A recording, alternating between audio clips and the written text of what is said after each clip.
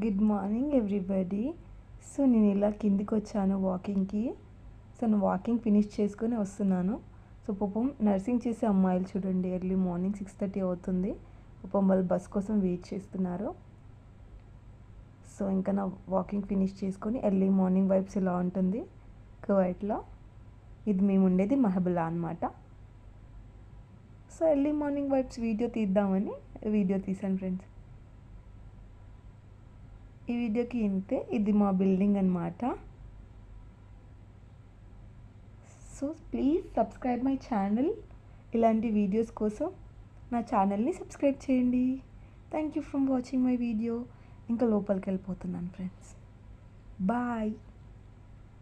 వెళ్తూ సబ్స్క్రైబ్ చేసుకోండి friends. Bye.